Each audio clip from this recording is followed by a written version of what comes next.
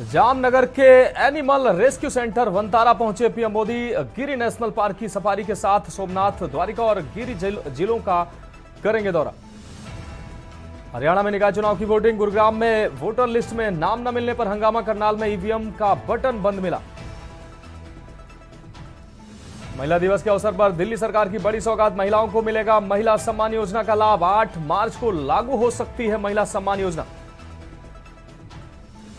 Telangana tunnel हादसा, 4 लोगों का पता चला। मंत्री बोले रविवार शाम तक निकाले जाने की संभावना, लेकिन बचने की उम्मीद कम।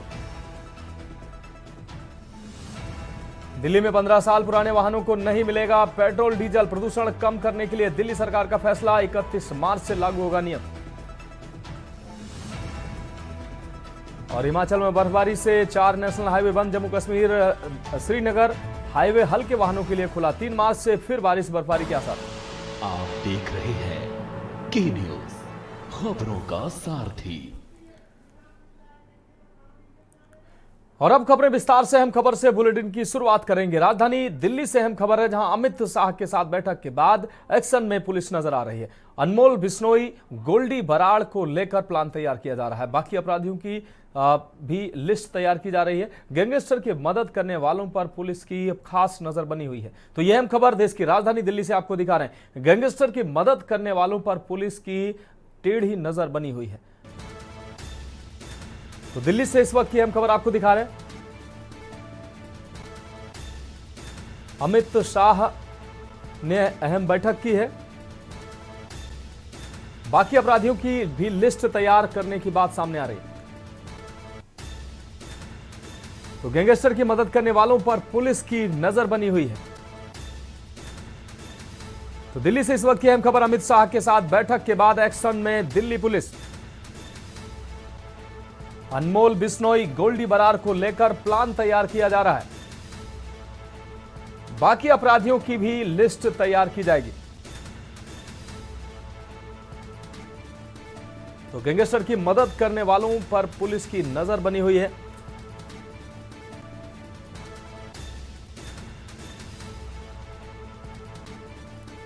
तो अनमोल बिश्नोई, गोल्डी बराड़ को लेकर प्लान तैयार कर रही है सरकार। बाकी अपराधियों की भी जो लिस्ट है वो भी तैयार की जाएगी। तो बिश्नोई गैंग के जो गैंगस्टर हैं उनकी लिस्ट और कुंडली खंगाल रही है सरकार और कार्रवाई की तैयारी कर रही है। आपको बता दें, दिल्ली से अहम खबर आपको दिखा रहे हैं। अमित शाह के साथ, केंद्रीय गृह मंत्री अमित शाह के साथ बैठक में के बाद अब दिल्ली पुलिस एक्शन में नजर आ रही है। अनमोल बिश्नोई, गोल्डी बराड़ को लेकर प्लान तैयार किया गया है। इसके अलावा बाकी अपराधियों की भी लिस्ट तैयार की जाएगी।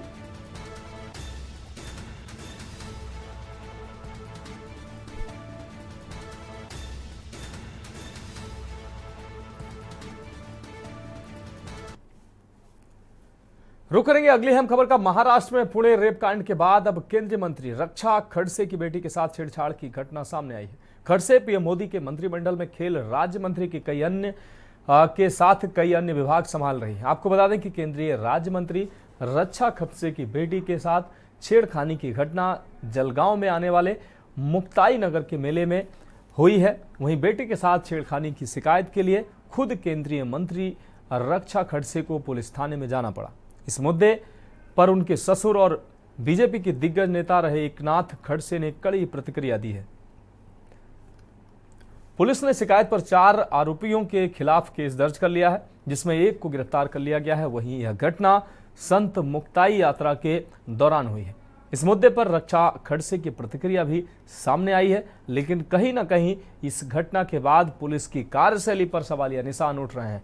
एफआईआर दर्ज कराने खुद केंद्रीय मंत्री को थाने पहुंचना पड़ा। केंद्रीय मंत्री के सख्त रुख के बाद पुलिस एक्शन में आई और 4 आरोपियों पर मुकदमा दर्ज किया। सिक्योरिटी गार्ड के साथ धक्का मुक्की की गई। एक व्यक्ति को अरेस्ट किया गया।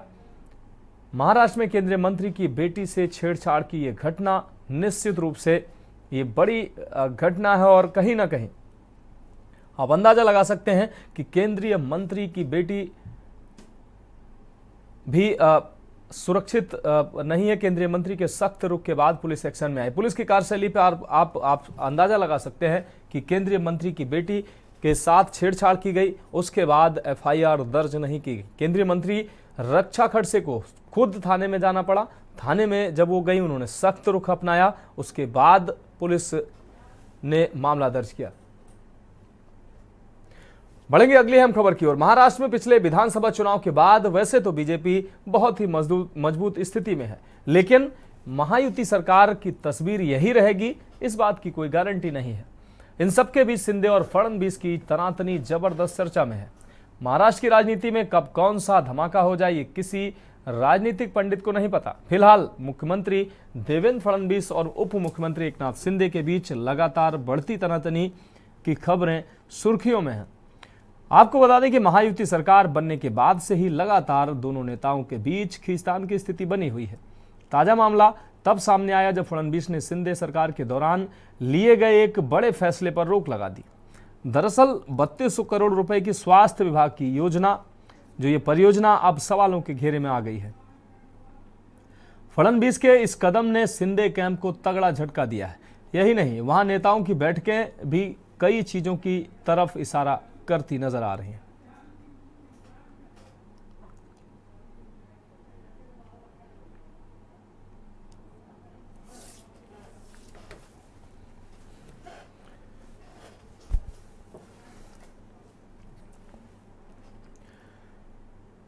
देश के बाद में रुख करते हैं अगली अहम खबर का। पंजाब के मोगा से अगली खबर है, जहां जिले में पुलिस ने नशा तस्करों के खिलाफ बड़ी कार्रवाई करते हुए सूरजनगर के लिंक रोड पर 2 व्यक्तियों को 1 किलो अफीम और 1 मोटरसाइकिल के साथ गिरफ्तार किया है।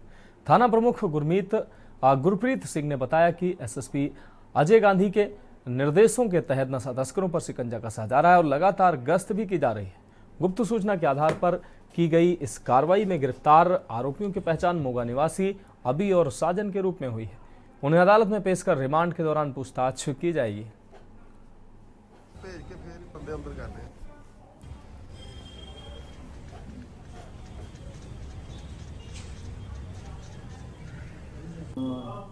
मानयोग SSP साहब के दिशा निर्देशों तहत जो नशे विरुद्ध चलाई गई मुहिम मुताबक जो साडे SI मंगल सिंह नौ कल जी मुखबरी हुई तो दौराने मुखबरी उन्होंने 2 आदमी जोड़े गिरफ्तार किए गए, जिन्होंने नाम अभी सिंह जोड़ा साजन कुमार है वासी लाहौरियां वाला बंदा। इन्हों काबू करके इन्हों तो 1 किलोग्राम फीम बरामद की गई। ये बारे असी जो दौराने रिमांड हम पता करांगे कितों लैके आए तो किन्होंने बेचनी सी। रुक करेंगे अगली अहम खबर का। अंतागढ़ के विधायक विक्रम उसेंडी ने हाल ही में कांकेर का दौरा किया, जहां रेस्ट हाउस में नवनिर्वाचित नगरपालिका अध्यक्ष अरुण कौशिक और 11 पार्षदों सहित भाजपा कार्यकर्ताओं ने उनका गर्मजोशी से स्वागत किया। इस अवसर पर विधायक विक्रम उसेंडी ने नगरपालिका अध्यक्ष और सभी पार्षदों को बधाई एवं शुभकामनाएं दी। इसके बाद वे भाजपा कार्यालय में आयोजित बैठक में शामिल हुए, जिसमें विभिन्न विषयों पर चर्चा की गई।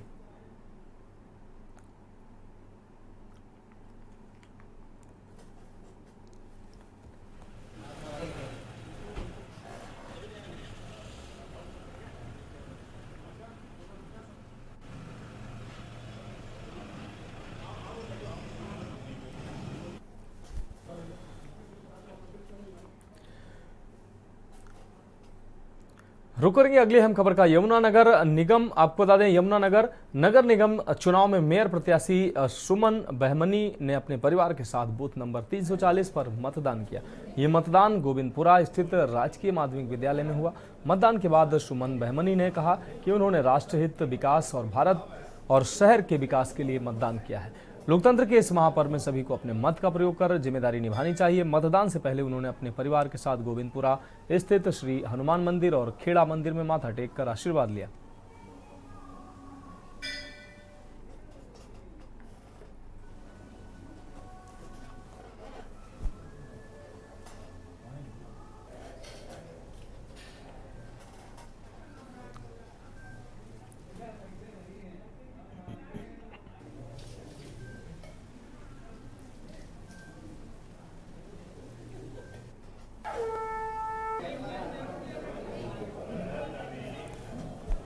बहुत अच्छा फील कर रही हूँ, बहुत बढ़िया। सवेरे उठते ही परमात्मा का नाम लेके बिना जलपान के हम आए हैं यहाँ मतदान करने के लिए, जो हमारा पहले वायदा था जनता से या बातचीत करते हुए कि हम सबसे पहले मतदान करेंगे। और मन में बहुत उत्साह है, बहुत उल्लास है। जैसे ही हम गेट पर आए बहुत भीड़ थी जो कि मत देने के लिए आए हैं। हालांकि जो नीतियाँ हैं, सरकार की नीतियाँ हैं, लोगों के अंदर उत्साह है अपने राष्ट्र को लेकर, अपने देश के हित को लेकर, उनके अंदर उल्लास है और इसी वजह से काफ़ी भीड़ रही। झांसी शहर के आनंद पेट्रोल पंप पर आज सीएनजी गैस सिलेंडर की फिटिंग के दौरान एक बड़ा हादसा हुआ। सिलेंडर की सील खुलने के कारण पंप पर गैस फैल गई, जिससे भारी अफरा तफरी मच गई। इस हादसे में पंप का कर्मचारी कालका प्रसाद कुशवाहा गंभीर रूप से घायल हो गया। घायल कर्मचारी को तुरंत इलाज के लिए मेडिकल कॉलेज भेजा गया, जहां उसका इलाज जारी है। हादसे के बाद पंप पर काम करने वाली टीम और स्थानीय प्रशासन ने सुरक्षा उपायों को लेकर गंभीरता से कदम उठाए। पंप पर गैस फैलने से बड़ा हादसा टल गया, लेकिन कर्मचारी की हालत गंभीर बनी हुई है। इस घटना के बाद संबंधित अधिकारियों ने घटना की जांच शुरू कर दी है और इस प्रकार के हादसों से बचने के लिए सुरक्षा मानकों को कड़ी नजर से देखने की बात कही।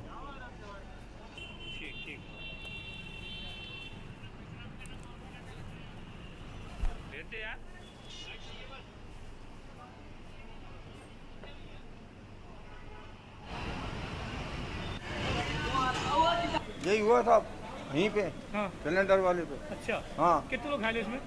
अब पता नहीं साहब, हम तो अच्छे खाने काम कर रहे फिर थे। कहाँ से लगी आपको? फिर यहाँ पाँव में लग गई, और वो सामने सामने वालों मुझे लगी 2-3 लोगों को। ठीक। कौन सा पेट्रोल पंप है जी? ये आना नहीं साहब। वो सिलेंडर CO2 सिलेंडर लीक। एक मिनट, अच्छी बात है। नहीं, क्या हो रहा है? ये पूरी फिटिंग चल रही है। अच्छा, उसके लिए अचानक क्या हुआ? अचानक वो सिलेंडर CO2 वाला गिर पड़ा, तो उसकी वजह से लीक कर गया। किसमें हुआ ये? ब्लास्ट नहीं हुआ, आग बुझाने वाला सिलेंडर है, अच्छा अच्छा। तो इधर उधर है। ठीक है, आग बुझाने वाला। अगली अहम खबर इटावा जनपद से, जहां जसवंत नगर थाना क्षेत्र के नगला केसो में 28 फरवरी को जान से मारने की नियत से फायरिंग कर दहशत फैलाने वाले एक बदमाश को जसवंत नगर पुलिस ने गिरफ्तार कर लिया। आरोपी के पास से घटना में इस्तेमाल तमंचा और कारतूस बरामद किया गया है। पुलिस ने बताया कि 25 फरवरी को शराब पीने के दौरान नीरज और आपको बता दें आरोपियों रुचिन और रोहित के बीच विवाद हुआ था, जिसके बाद 28 फरवरी को आरोपियों ने नीरज के घर पर फायरिंग की थी। फायरिंग के दौरान नीरज की पत्नी गंभीर रूप से घायल हो गई थी। फायरिंग की घटना को अंजाम देने वाले आरोपियों में से एक रोहित को एसएसपी संजय कुमार और एसपी सिटी थाना अभय नाथ त्रिपाठी के निर्देशन पर सीओ जसवंत नगर नागेंद्र चौबे के नेतृत्व में गिरफ्तार किया गया। इस ऑपरेशन में इंस्पेक्टर जसवंत नगर राम सहाय सिंह, उप निरीक्षक आशीष कुमार और उनकी टीम ने महत्वपूर्ण भूमिका निभाई। वहीं आरोपी रुचिन फरार होने में सफल रहा और पुलिस उसकी तलाशी कर रही। दोनों आरोपियों पर पहले से ही कई मामले दर्ज हैं और उनका पिता कलेक्टर सिंह भी अपने समय का साथी अपराधी और हिस्ट्री सीटर रहा है।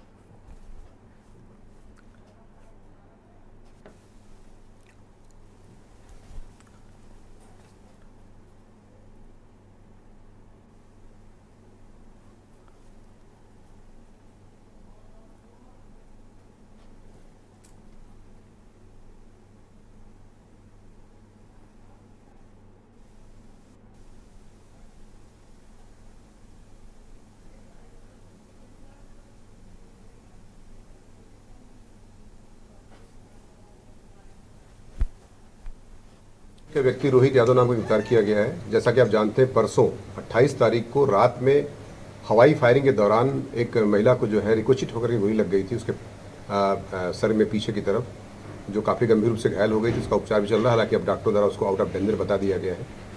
और उसके पति से का विवाद भी चल रहा था, तो उनको जानबूझ करके जो है अपना वर्चस्व दिखाने के लिए इस तरह से फायरिंग किया था रात में। और इस प्रकार से जब पुलिस ने काफ़ी पूछताछ किया तो ये लोग प्रकाश में इनका नाम आया, रोहित का और उसके भाई रुचिन का, जिसमें रोहित को गिरफ्तार कर लिया गया है। ये इसके 10 आपराधिक मुकदमे दर्ज हैं। इसका भाई भी एचएस है। और मैं आपको ये भी संज्ञानित कर दूं कि इनके पिता जो कलेक्टर थे वो पुराने ज़माने के काफ़ी अपराधी थे और उनका भी एचएस रिकॉर्ड था। तो इस प्रकार से एक अपराधी प्रवृत्ति के लोग थे, इनको गिरफ्तार किया गया है तथा नियमानुसार जो अभियोग है वो दर्ज करते हुए जेल भेजने की कार्रवाई की जा रही है। इसमें प्रभारी निरीक्षक जसवंत नगर तथा क्षेत्राधिकारी और पुलिस अधीक्षक नगर के द्वारा काफ़ी प्रयास करने के बाद इस तरह के प्रकाश में आया है, मुलजिम आया है।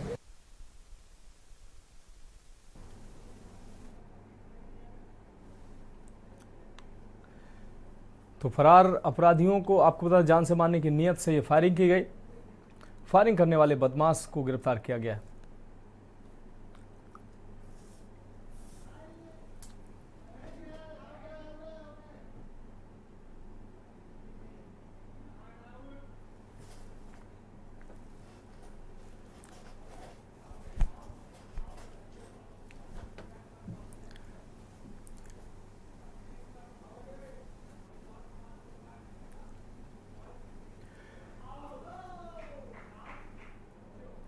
महाकुंभ के बाद भी ट्रेनों के रूट डाइवर्ट आपको बता दें किए गए डाइवर्जन से परेशान रेल यात्रियों ने बाराबंकी रेलवे स्टेशन पर जमकर हंगामा काटा। यह घटना कोतवाली नगर क्षेत्र के बाराबंकी रेलवे स्टेशन की है, जहां लोकमान्य तिलक 18610 रांची एक्सप्रेस के यात्री ट्रेनों के बार बार होने वाले स्टॉपेज और रूट डाइवर्जन से खासे नाराज हैं। यात्रियों का कहना है कि रूट में बदलाव और बार बार के स्टॉपेज के कारण उन्हें भारी परेशानी हो रही है। साथ ही लाइन क्लियर न किए जाने से यात्री आक्रोशित हो गए। यात्रियों ने रेल मंत्री के खिलाफ नारेबाजी की और जल्द से जल्द ट्रेन रवाना करने की मांग की।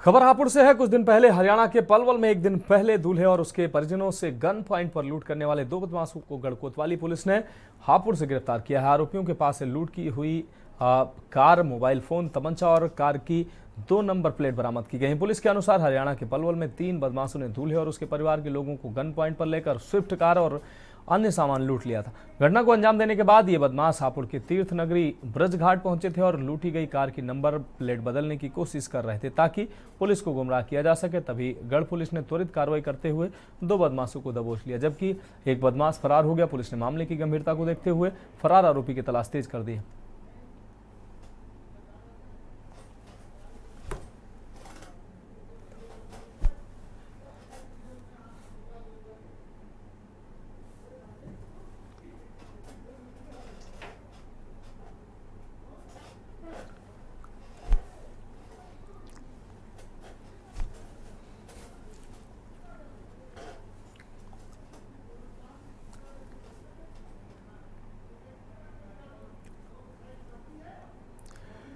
खबर बाराबंकी से, जहां 9 दिन पहले एक दुकान से चोरी की गई सोने की अंगूठी के साथ चोर को थाना देवा क्षेत्र के अन्य दुकानदारों ने रंगे हाथ पकड़ लिया। ये चोर दोबारा चोरी की नियत से दूसरे सुनार की दुकान पर सोना चुराते समय पकड़ा गया। पकड़े गए चोर ने कई दुकानों से चोरी किए गए सोने के आभूषण को कबूल किया। चोर ने बताया कि पिछले 3 महीने में उसने कई दुकानदारों की दुकानों से चोरी की थी। उसके पास से चोरी के आभूषण भी बरामद हुए हैं। सीसीटीवी फुटेज और सोशल मीडिया पर वायरल हुई चोर की तस्वीर ने उसे पकड़ने में महत्वपूर्ण भूमिका निभाई। दुकानदारों ने इन हथियारों का सही इस्तेमाल करते हुए उसे पकड़ने में मदद पाई है। पकड़े जाने के बाद चोर ने चोरी किए गए सोने के आभूषणों को दुकानदारों को वापस लौटाया। यह मामला कोतवाली फतेहपुर और थाना देवा क्षेत्र की घटना है। पुलिस ने चोर के खिलाफ कार्रवाई शुरू कर दी है। मामले की जांच जारी है।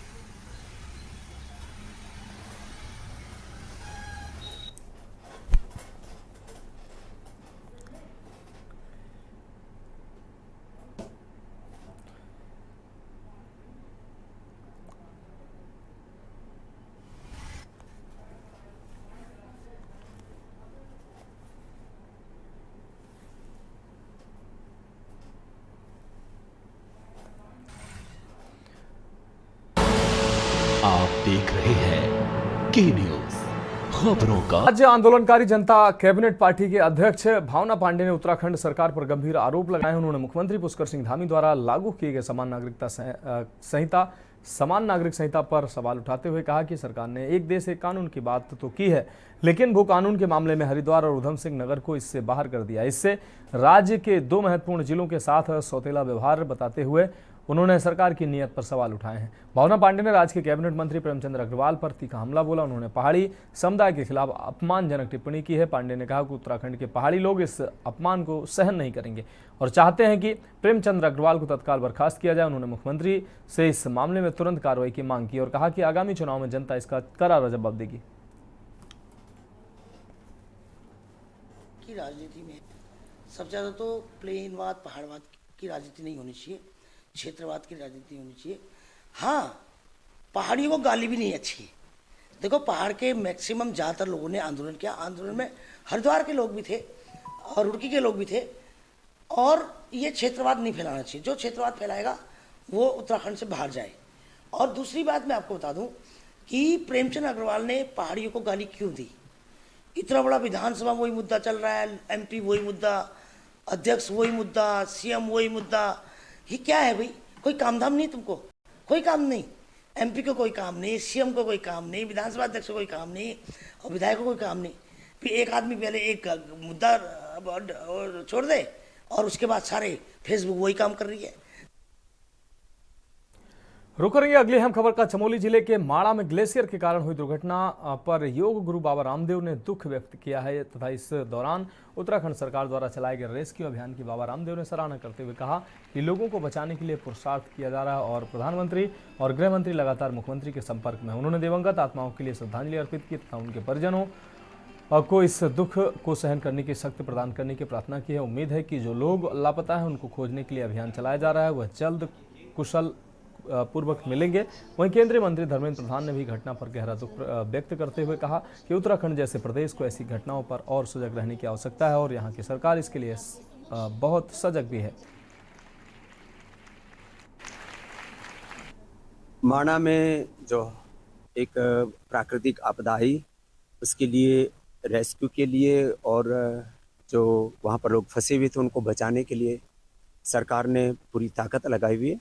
हमारे यशस्वी मुख्यमंत्री श्री धामी जी और हमारे देश के गृह मंत्री जी और देश के प्रधानमंत्री जी स्वयं मुख्यमंत्री जी के संपर्क में हैं और कोशिश है जितनी भी कम से कम हानि हो इस पूरे हादसे में उसके लिए पुरुषार्थ चल रहा है और ये बहुत ही संवेदनशीलता के साथ सबको बचाने के लिए उपाय किए जा रहे हैं।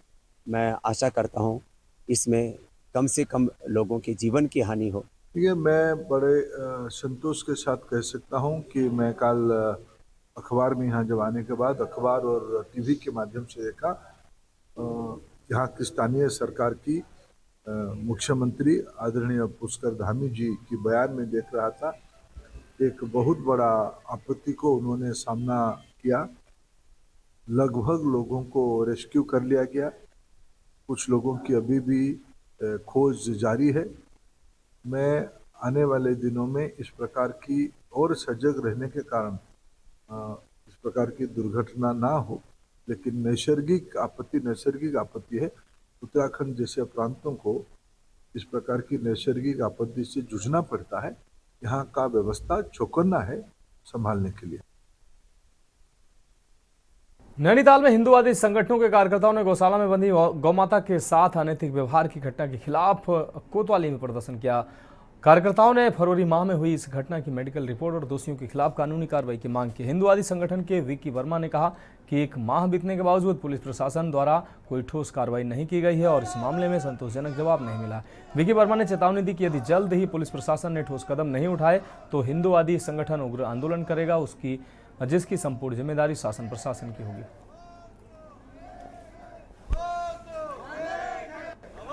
सरकार से हमारी मांग है जो भी ऑनलाइन प्रक्रिया यहाँ पर हो रही है उसको बंद करके जैसे पहले चलता था वैसे ही यहाँ पर चलाया जाए और ऑनलाइन करने से हमारे बहुत सारे दस्तावेज लेखक, स्टाम्प वेंडर्स और एडवोकेट इनके सबके रोजी रोटी पे संकट आएगा और सरकार से हमारी यहाँ पर ये मांग है।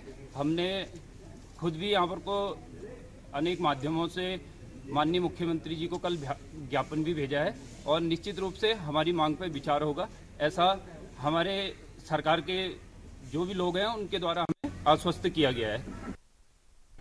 हरिद्वार में ऑनलाइन सट्टे के बाद बन रहे युवाओं को इसकी लत से बाहर निकालने के लिए जनप्रतिनिधि और समाजसेवी एकजुट हो रहे हैं। यहां पार्षद के साथ सिटी मजिस्ट्रेट ऑफिस पहुंचे अन्य लोगों ने सिटी मजिस्ट्रेट को ज्ञापन सौंपा। ज्ञापन सौंप रहे लोगों ने बेटिंग ऐप में स्थानीय स्तर पर काम कर रहे युवाओं को लालच देकर जुए की लत लगा रहे लोगों पर कार्रवाई करने की मांग की। ज्ञापन देने पहुंचे लोगों का कहना है कि ऑनलाइन सट्टे की लत के कारण कई युवाओं का भविष्य बर्बाद हो रहा है, इस पर रोक लगनी बहुत जरूरी है।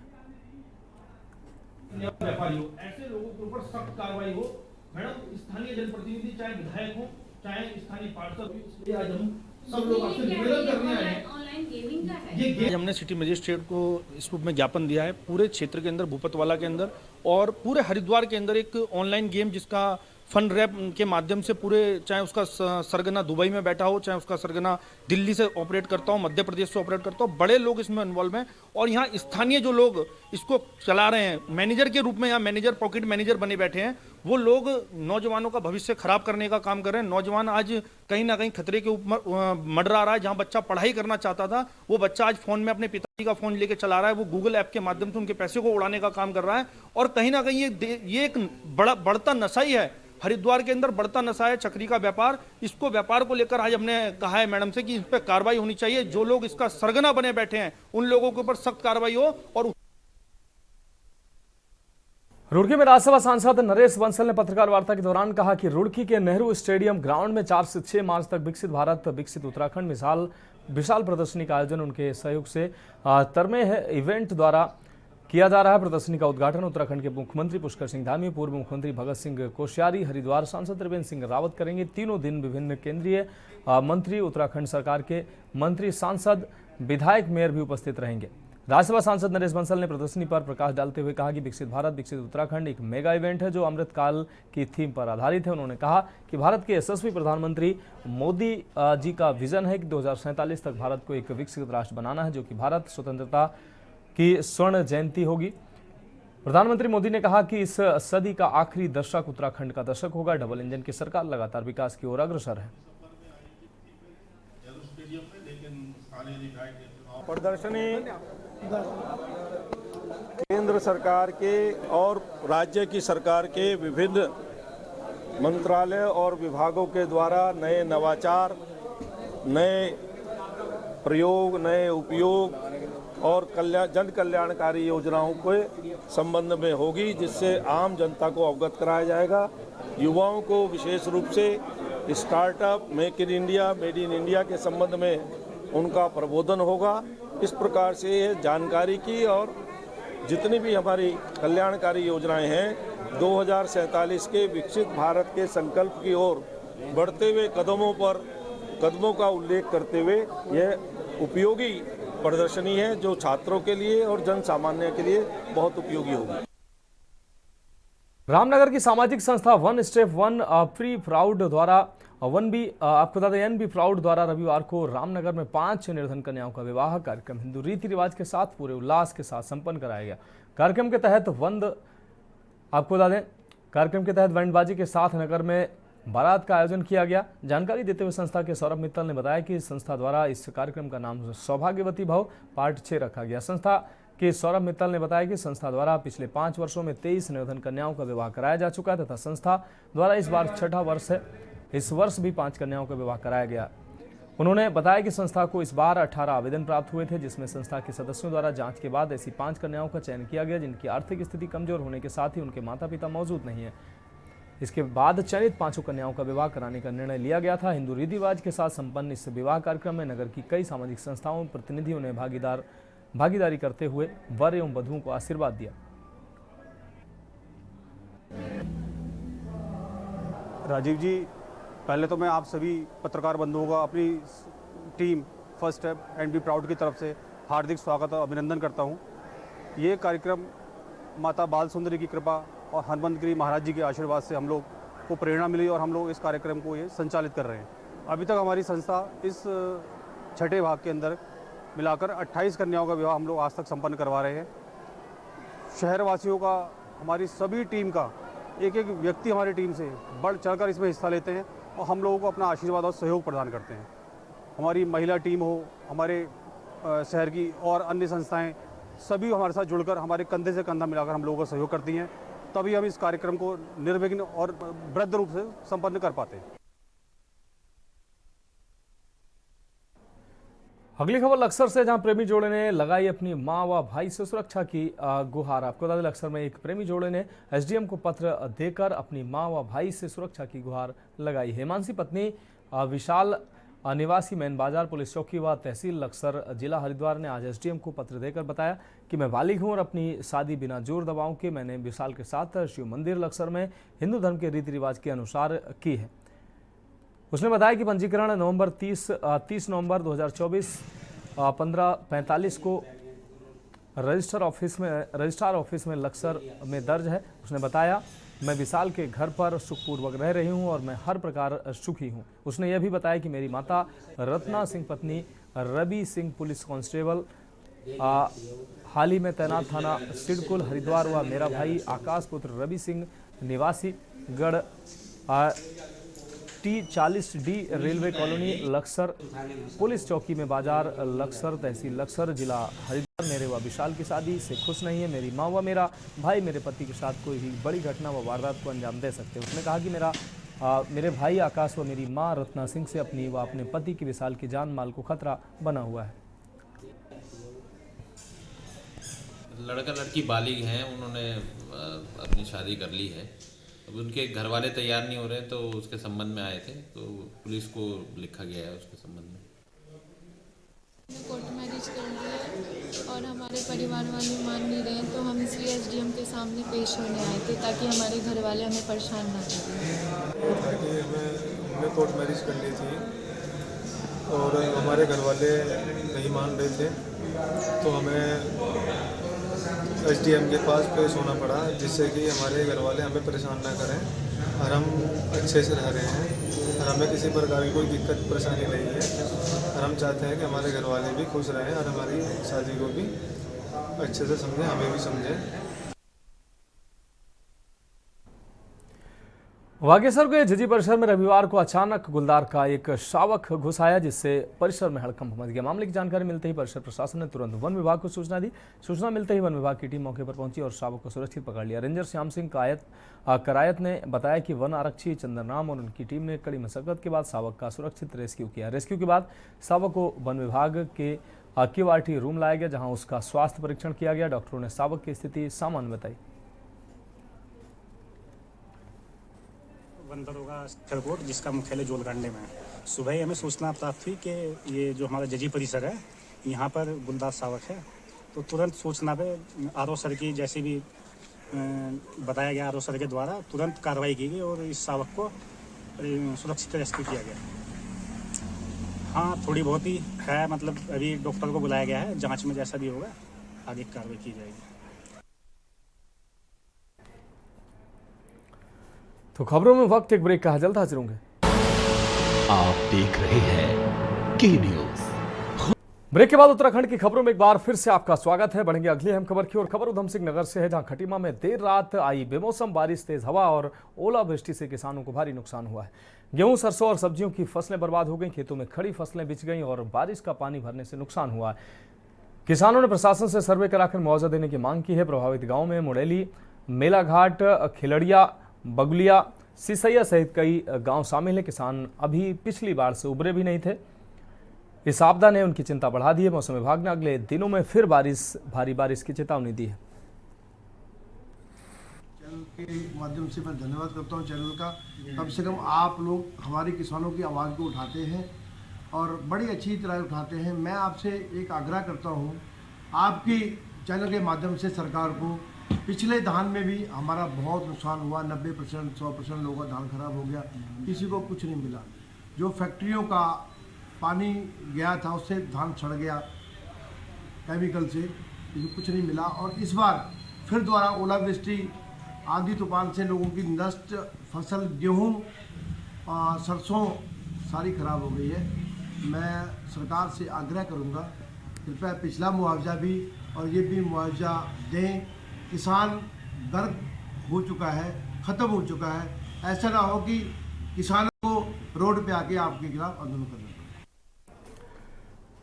उत्तराखंड के चमोली जिले के माणा में हुए हादसे में अब भी 4 लोग लापता हैं। इस बीच सर्च अभियान और तेज करने के लिए नई तकनीकी का इस्तेमाल किया जाएगा।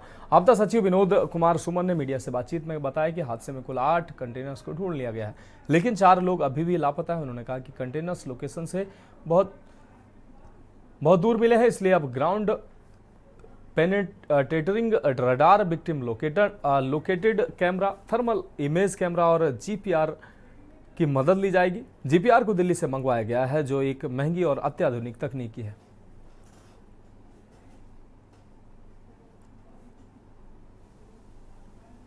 ये आपको मैं देता हूँ, ये फोटो खींचो ना।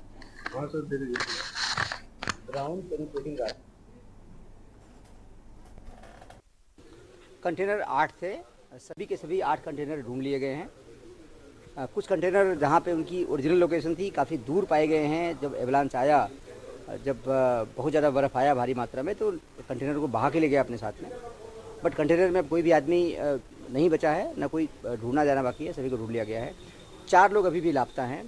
उन 4 लोगों को ढूंढने के लिए हम लोगों ने विक्टिम लोकेटिंग कैमरा और थर्मल इमेजिंग कैमरा लगाया हुआ है। वहाँ पे एनडीआरएफ की टीमें, एसडीआरएफ की टीमें, यूएसजीएमए की टीमें मौके पर गई हैं। उनके माध्यम से खोजने का काम जारी है। स्नीफर डॉग लगाए गए हैं। 200 से ज़्यादा राहत कर्मी वहाँ पर काम कर रहे हैं। जीपीआर रडार दिल्ली से मंगाया गया है, जो काफ़ी महंगी मशीन होती है, काफ़ी एक आधुनिक मशीन होती है। उत्तराखंड में अवैध रूप से संचालित किए जा रहे मदरसों पर सरकार ने सख्त रुख अपनाया है। हाल ही में सरकार ने इन मदरसों की जांच के आदेश दिए थे, जिसके बाद देहरादून के विकास नगर तहसील क्षेत्र में 4 अवैध मदरसों पर सरकारी ताला लगाकर उन्हें सीज कर दिया गया है। इन मदरसों में अधिकांश बाहरी राज्यों से आए बच्चे पढ़ाई कर रहे थे और इनका पंजीकरण नहीं था। विकासनगर के डकरानी, नवाबगढ़ और अन्य क्षेत्रों में कुल 2 दर्जन से अधिक अवैध मदरसे संचालित किए जा रहे थे। प्रशासन द्वारा प्राप्त आदेशों के बाद मदरसा दारे अकरम, मदरसा मसीहुल उलूम रहमानिया, मदरसा दाऊदुल हक और मदरसा फैजुल उलूम को सीज किया गया है। उसके साथ ही एक निर्माणाधीन मस्जिद भी नियमों की अनदेखी करने के आरोप में सीज की गई है।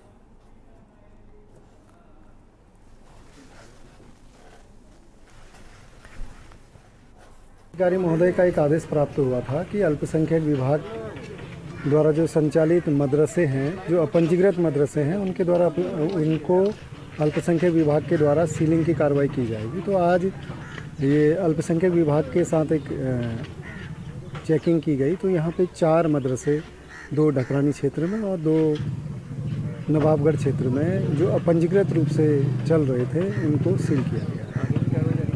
अभी ये इनके पास अल्पसंख्यक विभाग द्वारा जो भी चिन्हित किए जाएंगे उनमें सीलिंग की कार्रवाई।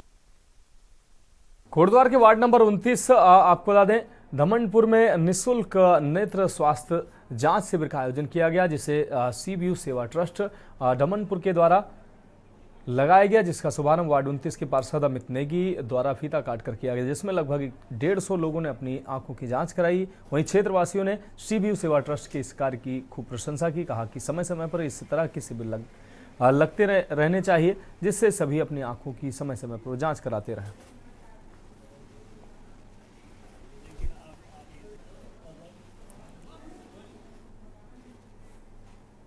तो मैं आपका धन्यवाद करना चाहता हूं और विशेष धन्यवाद सीबीयू सेवा ट्रस्ट का। इनके माध्यम से हमारे वार्ड में आज काफ़ी करीब 200 लोगों का चेकअप हो चुका है और साथ में मेरे मित्र लोग कन्नौज नगरी प्रॉपर्टीज़ का, उनका भी विशेष सहयोग रहा मेरे इस वार्ड में। मैं सबका धन्यवाद करना चाहता हूं और मैं जनता से ये कहना चाहूँगा कि आप लोग ऐसी जो हमारी संस्थाएँ होती है इन चीज़ों में बढ़ चढ़ कर हिस्सा लेना चाहिए और उनका सहयोग करना चाहिए। हमने कोटद्वार के कमनपुर नामक जगह में आई शिविर का आयोजन किया, जिसमें कि हमने कम से कम 150 मरीजों का आई चेकअप किया, जिसमें हमने 16 मरीजों को चिन्हित किया है कैटरेक्ट सर्जरी के लिए और हम आगे भी इस तरह के कैंप लगाते रहेंगे, जिससे कि लोगों को काफ़ी मदद मिलेगी। कोटद्वार में हमने यहाँ पे एक निःशुल्क नेत्र शिविर जांच करवाई है, जिसमें लगभग 100-150 लोगों ने जांच अपनी करवा ली है। बहुत सारे इसमें मोतियाबिंद के ऑपरेशन है जो कि आने वाले टाइम पे हम फ्री करवाएंगे और अभी हमने कोटद्वार से शुरुआत करी है कि पूरे ज़िले में हम इसकी तैयारी कर रहे हैं कि हम इसको कहाँ करवाएंगे। अभी 10-15 दिन बाद हमने सोचा है ग्रैंड स्केल पर रेखनी खाल में एक प्रोग्राम करवाएं। ऐसे हम धीरे धीरे करके इसको बढ़ाएंगे और आप सबका सहयोग हमें इसमें चाहिए। ये जो यहाँ पे कैंप लगाया गया है, ये अभी हमारा पार्षद जो है अमित नेगी, उसके द्वारा ये कैंप लगाया गया है। इसमें मैं भी देख रहा हूँ।